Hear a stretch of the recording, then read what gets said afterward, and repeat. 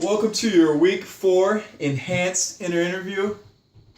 Here with none other than Nathaniel Schwartz.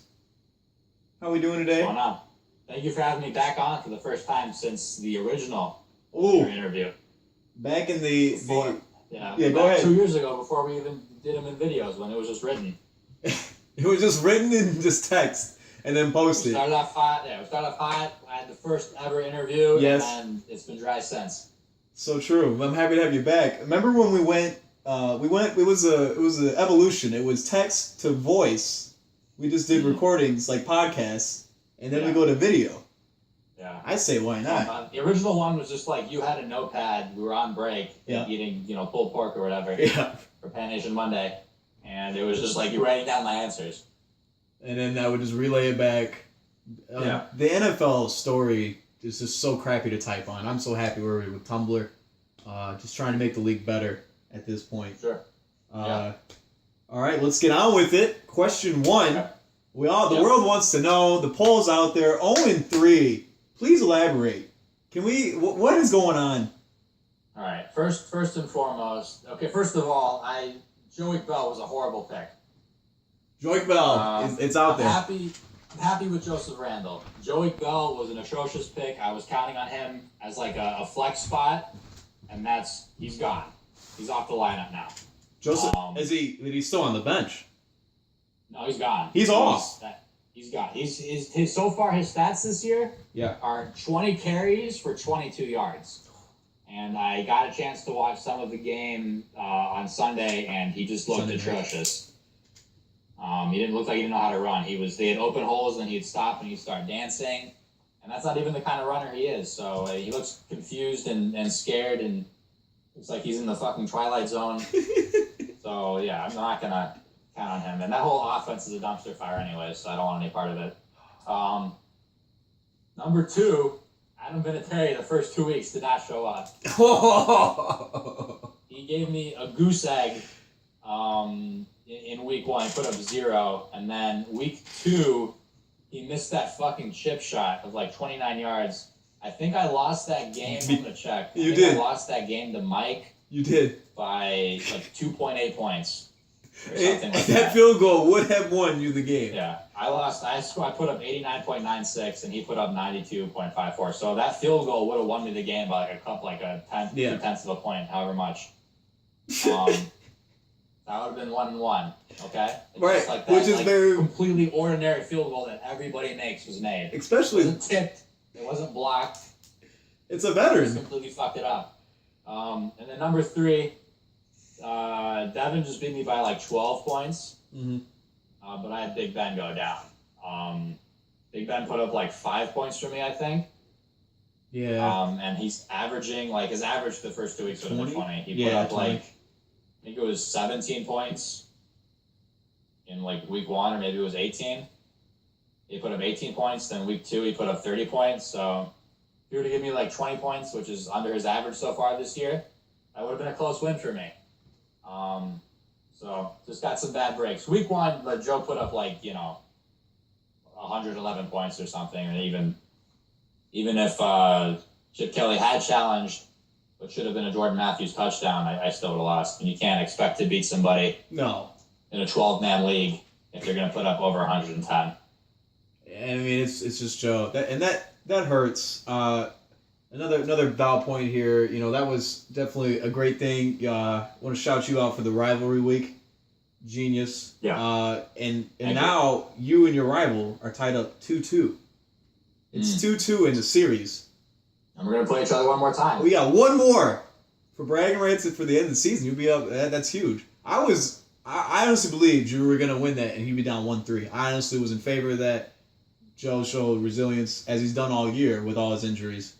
If I'd gotten up 3-1, it wouldn't even be a rivalry anymore. Let's be honest. It would have been a new rival.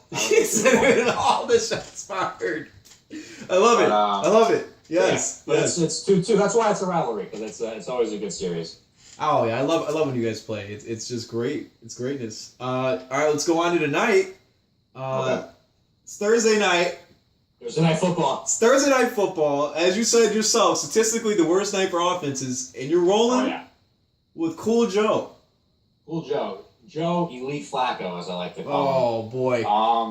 Yeah, I mean, the Pittsburgh secondary has just really suffered this year. And they did have one game against Colin Kaepernick, who fucking sucks. But even before that, I mean, they're struggling. I think they're young. They don't have Palomalo back there anymore. The one thing that worries me is the Steelers' offense sans, Big Ben. They still have weapons, but I wonder how well they'll function. And if Baltimore does go up, maybe they'll just run the ball, and I don't get points for Joe, but we'll see. I mean, I'm hoping their run game has struggled a lot lately. Baltimore's run game. Yeah. So I'm hoping they just take to the air to begin with to start it off, and then I can rack up some points real quick, and then just cruise the rest of the night. Makes perfect sense. And then I was told you picked up Blake Bortles, and that was an option by Mike. I see you're going with the ladder, and we're gonna roll with Flacco tonight. So look, Bortles is on my roster. I did consider starting him. I changed him out. It was like this morning I woke up and I just I was like, I gotta start Flacco. How I'm not opposed to starting Bortles. Especially like once Julius Thomas gets healthy. You're looking you're looking to double dip in the long run here. How long is Big Ben out for? They say 4 to 6 weeks. I'm hoping it's closer to 4 weeks. I can handle a month. Right. But I need him back. Yeah. Hey, we all lose our quarterbacks. It happens. Tony Romo went down for me, so that's all right. And who did you pick up? Oh, the phenom himself, Tyrod Taylor. Don't have a nickname for him yet. I wonder if Buffalo does. I'm sure they do, but we're rolling with them. If only Sammy Watkins. That's a popular pickup. That's a popular. Oh, huge. Him and David Carr. Yeah, Carr is looking great. I watched him. I've watched him all 3 weeks. He's looked really good. I think Joe has him. That's a good pickup by Joe. Joe's always out there making the pickups. I just wanna show you something that we have here. On your current track for this season. If you go 0-4. Yeah. Are we looking at the battle for the Fulford Trophy? Is this? Ooh, here's the thing. Are we looking at this as a trophy for you? I will mail this. As of right now at 0-3, I'm only 1 game out of the playoffs. Right. No, you're right. I mean, there's a lot of 1 and 2 teams. Even if I go 0-4, I may still only be 1 game out of a playoff spot. I may only be 2 games. It's early in the season. And I want to bring back a big point. As we go on, it looks increasingly like I may be battling for the band plaque. I want to give you some hope here in the rest of your season because a man went 0-4 in our league and progressed to win the championship. And his name is Danny. Daniel Yarconi came in, went 0-4. And dominated all the way to the end. So, anything's possible. It's fantasy. I mean, I still have hope. I wish I started CJ2K last week, but he went off. And now Arians is saying that CJ2K is still going to get 15 to 20 touches even when Ellington comes back. Yeah, which is great. So they have that replacement for Joey Bell, and they finally have that flex option. I also have Rawls. I wish I picked up Rawls last week instead of Fred Jackson. Yeah. I had been reading about this kid Rawls. Maybe he'll get some play, but I went safe with Fred Jackson, who just didn't do shit. But I have Rawls now. Who is Marshawn Lynch? I'm surprised whoever that was didn't put in a claim on Rawls. Well, you know what? It's I Mike. think Rawls is a free agent, right after waivers process. It's Mike. I don't know what he's doing over there. I think he's the first waiver wire right now too. He was ahead of me. He might. Yes, I think he's one on the list. So I don't know what this guy's doing. I can say as a former Marshawn owner that he is always questionable to play. So don't. And maybe this year is the year he actually doesn't play. When I had him and when you had him, you retraded for him. He was always questionable, but he would always play and always put up big numbers. Right now he's already had a couple issues this year, and he has missed actual game time because of it. Not a full game, but he has missed game time. So maybe right now they say he's a 50-50 shot to play. I'm starting CJ2K anyways because St. Louis gives up a bunch of points to running backs. Which is crazy. I guess, they got a good pass rush, so that makes sense. But back to that trade, I want to get the monkey off my back. That was a fair trade, okay? And this man just said it right there. Marshawn Lynch scored multiple points. I want to let's go back to that trade. I gave you Marshawn Lynch. We're going back 2 years. We're going back 2 years for this trade in my championship run, in which I took Marshawn Lynch, Brandon Marshall, and I gave you a quarterback. No, here's I was thinking about. No. I gave you Sean Moreno. I gave you Sean Moreno. Sean Moreno. But that's not here. Okay, here's the trade. I gave you like Peyton Manning, Demaryius Thomas, and Rashard Mendenhall. How is this? And I offered you Andre Ellington. That was the year that Andre Ellington came out, and I said, okay, you could have Mendenhall, or Ellington, who's been playing really well. And you're like, who's Andre Ellington? I want Rashard Mendenhall. Yeah. I think he played like one more game that entire season, and then he retired. Yep. While Ellington went off. So for the record, fair trade. If anything, I feel like I lost in that trade. All right? Yeah, are people saying I still got raped in that trade? People are still saying, I think it's because I won. And the commission should never win, I agree. But damn, Oh, well, I mean, you won, but Peyton Manning and Demaryius Thomas didn't have a good game when you gave me in the playoffs. That was because of Dan Bailey put up like 25 or something. He did. But yeah, no, I gave you Peyton Manning. Yeah. Demaryius Thomas and Rashard Mendenhall. You gave me Brandon Marshall, amazing, Marshawn Lynch, and Noshawn Moreno. And that's when Noshawn was going off. Yeah. Off. That was his year. Yeah. And then, I think Noshawn was really the X factor. He had a great year that year. He went to Miami the next year, did nothing, and I think ended up retiring. But he got hurt, and then they're saying he may retire now. But then what happened is I ended up acquiring Jay Cutler from Devin, and I ran with Jay Cuddy the rest of the year, which worked out really well. And I also that year I had Cutler, and Bennett, I believe, and Bennett, Brandon Marshall, and Martellus Bennett. Team Chicago. And that was the one good. That was Trestman's first year. That was like the one good offensive year they had. Yep. Yeah, I think I won that trade. If you just look at pure production, I got one of the best receivers, and then two of the best running backs that year. I did give up Peyton Manning, who had like a record-breaking year, and Demaryius Thomas had a great year, but Rashard Mendenhall was non-existent. Couldn't say it any better myself. Yeah. So with your current roster, the way you're going, for the rumor mill, any big trades you're working on or any positions you're trying to fill? You're talking about that flex, but it looks like you may have found it in CJ2K. Is there anybody you're looking for? Or everybody's available. The whole team is available. I love it. Trades. I've gotten a couple offers already. People trying to give me quarterbacks. Herman offered me like Russell Wilson for Matt Forte. Well, I'm like, look, if I were to do that, if I were to give up. And start taking running backs. I mean, again, I don't know about the news of CJ2K at the time, not doing that, but like if I give Forte up, then Joseph Randle is my only starting running back. Right, and that's not confidence. Piani, I think the trade with Piani is still open. I never bothered to close it. I'm going to do that. But he offered me a trade trying to get one like Joseph Randle, and he offered me Alfred Morris in that too. But I'm like, Alfred Morris is like a full-time share. Yep. With Matt Jones. Yep. So I can't do that. But look, I mean, everybody's available. I'm 0-3. I can't be stingy. No. If I get a trade that I think is fair, that won't cripple my team even further. Like giving up a starting running back for a non-starting running back would, then I'll happily pull the trigger. Makes perfect sense. Let's go back to that. When your quarterback goes down in our league, I don't understand where all these trades are coming from. They think that the ship is blown up. It's on fire. Complete fire sale with the team. We're trying to get rid of everybody. That is not what happens when the quarterback goes down. Like I said, I picked a Tyrod Taylor on the waivers, ended up dropping 23 and then 20. Like, there are players available on the waivers. I know we're at 12, we're deep, but we're not that deep to where somebody's picking up 3 quarterbacks, unless you're Joe. I mean, let's be honest. Well, okay, here's the thing that I noticed about our league. Quarterbacks are super undervalued. Yes. Like, I think 3 or 4 quarterbacks in our draft got drafted before like the 13th round. Yeah. And then once the 13th round hit, everybody started drafting quarterbacks. It was like quarterbacks and kickers. I love it. Quarterbacks are one of the lowest drafted positions in our draft. And so they're like suitable.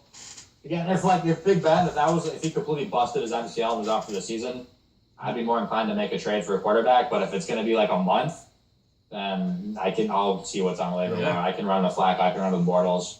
Yeah. I'll run with fucking color if he's healthy. I don't give a fuck. I'll start him with a smile on my face. I love it.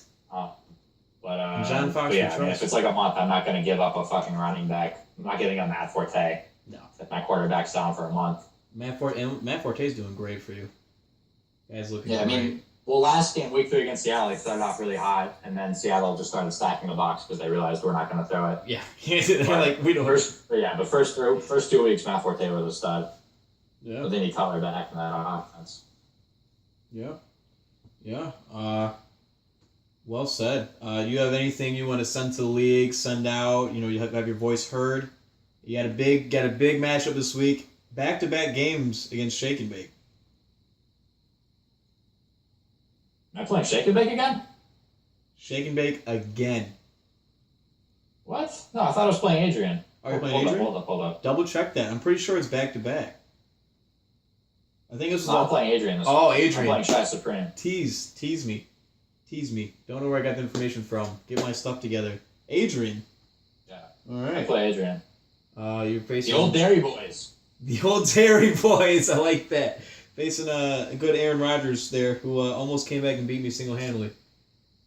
Yeah. And then I got you. Look, what I want to say is I'm not out of it yet. I checked total points. I'm 8th in total points. That's a playoff spot. That's a playoff spot. All right. He's not lying. I think. Yeah, and I think I think Matt's like 1 point behind me or something. And you know who's in 7th? You are. And you only have a 2-point lead on me. Only a 2-point lead. So I'm in the same boat. I'm just getting lucky. Yeah. So exactly. I've caught a couple bad breaks. My roster's they're not fucking world beaters by any means, but all hope is not lost. Only 1 game out of a playoff spot. So I'll make a run at it for sure. But everybody's available. I'm not above trading anybody on my team. Open to trades. I love it. I'm a big fan of trading. I love to see more trades. I enjoy it. I don't like seeing Matt and Danny's BS trades, but Danny is taking it real serious. He's putting a stop to it. Hey, well, speaking of BS trades and vetoing, you vetoed a very fair trade. Whoa, what was this? Jaquise Rogers for Antonio Brown. Herman was looking to add running back depth, and I'm looking to add a playmaker. You vetoed that. You were going to get booed worse than Goodell gets booed at the real thing. What happened? What happened? I don't understand how that trade dictatorship. So you're telling me you logged into this account and made this trade happen? We all know Herman's password, right? Herman 1. Isn't that what it is? It was a fair trade. We negotiated in group chat. There wasn't any collusion. And then you just fucking vetoed it. I can't let that happen. You can't let that. That is not even fair. If it had been like Matt Forte, I'd have been, all right. Well, yeah, I think I have the league record both for trades in a season and trades within 1 week from last year. I think last year I pulled off 8 trades or something. Yeah. And then 4 of them were within 1 week, and then I pulled off 2 or 3 the next week after that. And that actually turns you around. Surprisingly, everybody got injured. Yeah, you had a good. really good team for 1 week. Yeah, it turned you around. Bernard got injured, Nick Foles got injured. I think I had a receiver get injured. Everybody got injured after that, and then I was just there's nothing I can do at this point. I've already made 8 trades, completely rehauled my roster.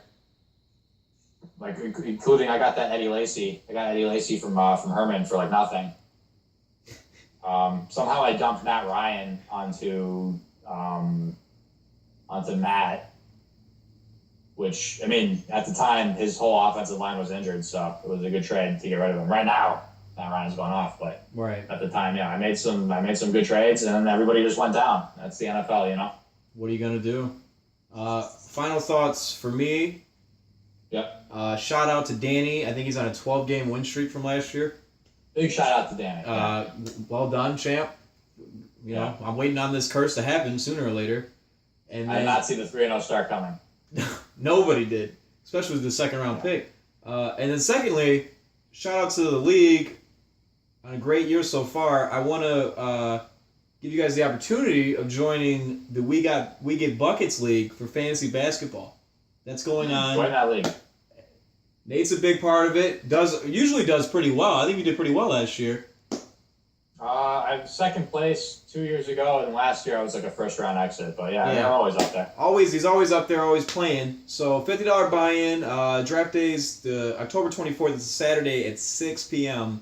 Getting smarter, telling it to come sooner, so you guys can come later, and we'll have draft on regular time. Feel free to join. If you need any information, just text me. It's on the league story. Check it out. I'll post this interview as soon as possible. Yeah, so I guess we'll wrap it up here. Thanks for watching. Week 4 enhanced interview with the first interviewee.